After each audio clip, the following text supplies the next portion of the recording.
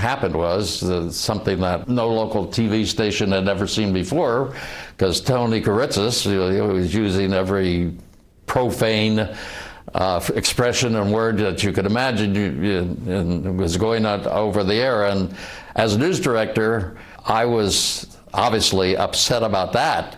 But what I was most upset about, if he got what he wanted, he would not hurt his victim. But on the other hand, I thought accidentally he could pull that trigger. For this week's Wishtery, we head back to 1977, a tense 3 days in February with a man's life at stake and anxious newsrooms fearing the outcome. Tony Kiritsis had a hostage and demanded one thing in exchange for Richard Hall's freedom. It was a live press conference. However, technology back then made that fairly difficult, which TV had to innovate to come through.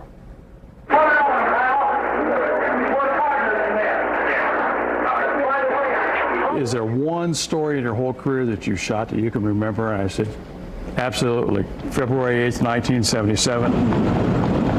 And it came out that a man with a gun, man holding a man with a gun holding a police officer.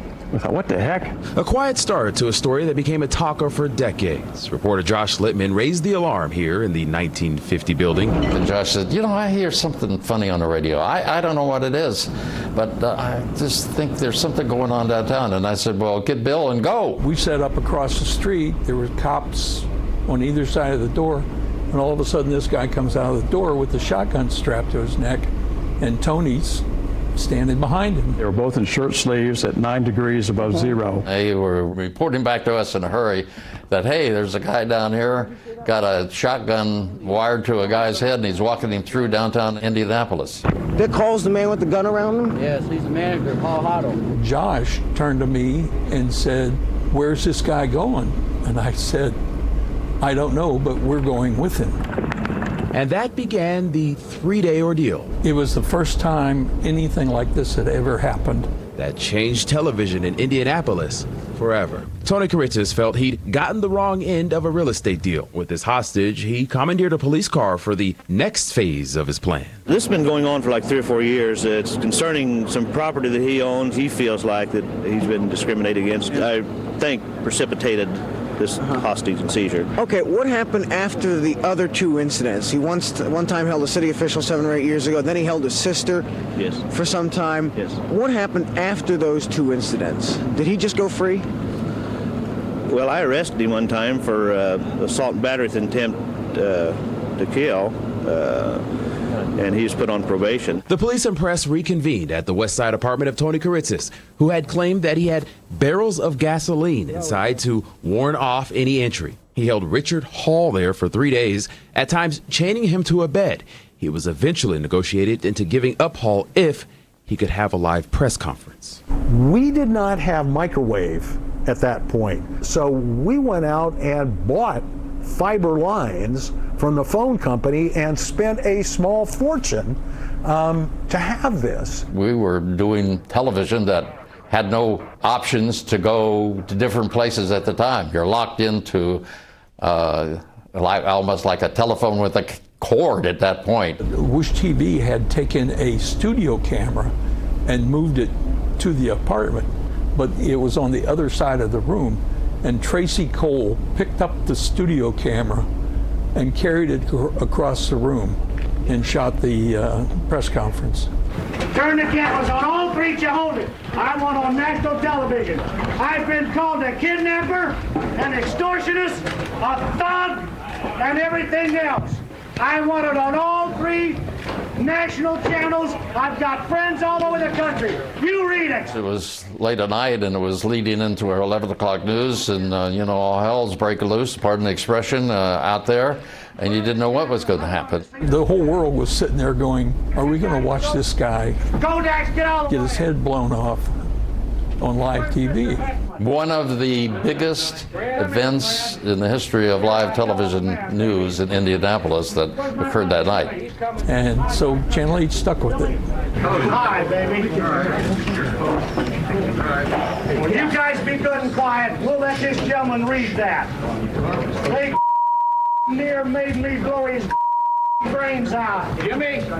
I'm the only mean enough to have withstood this without having a stroke or a heart attack. And Tony's like blankety blank this and blankety blank that. Hold it. Where's Mr. Gallagher? Chief Gallagher, he told Josh, when I retire, come talk to me and I'll tell you about the plan to kill Tony. Photographer Bill Fisher explained that Gallagher had a handkerchief in his pocket to signal to a deputy to try to push the gun off of Hall's neck if Tony started to get out of control. When he pulled the handkerchief out of his pocket, the deputy would take the shotgun and push it away from Hall's head, and Gallagher would put the gun up to Tony's head and kill him. And they were going to do this live. Gallagher said that there were 3 different times he started to pull the handkerchief out of his pocket, because Tony he'd be talking and he'd just go berserk. I'm the man that was called a kidnapper. I'm a national hero, and don't you forget it. These are scenes live from the Crestwood Village apartment complex on the west side of Indianapolis. I was in touch with Mike Ahern. He was anchoring our coverage from the newsroom. We stayed with it all the way to the end, even to the end of where we heard the gunshot. Everybody assumed that somebody had died.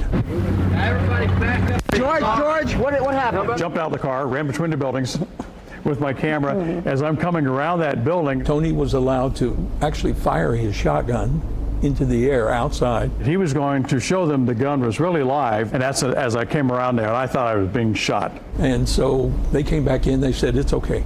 The hostage is out, he's okay. Kiritsis was found not guilty by reason of insanity and then committed to an institution. He was released in 1988 and died in 2005. Richard Hall died in 2022. Newsrooms, though, had to reflect on the what-ifs and the future. Nobody at that point anywhere in broadcast television had really had the discussion about when is it appropriate to go live and when is it not. I think it was a one-off. It was more or less, this happened, we're not going to do this again. As for Lee Giles and his right-hand man, Mike Ahern, they had that dreaded meeting with the boss. He said, I should have fired you both.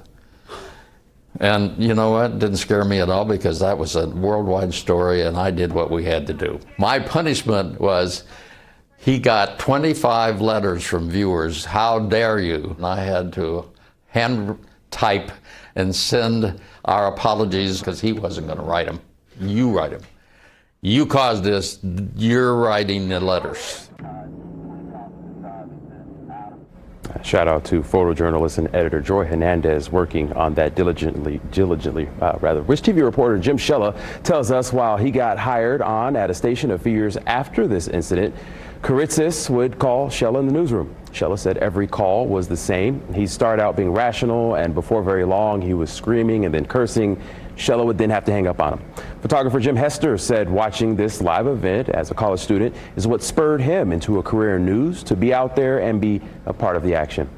You can find out more about this story, including an extended cut of Kiritsis' press conference and a rarely seen hospital interview with Tony Kiritsis in the late 1980s. You can also find all of our 70th anniversary installments online. Scan the QR code you see right there on your screen. We will carry on our series celebrating Wish TV's 70th anniversary by telling our wish story, highlighting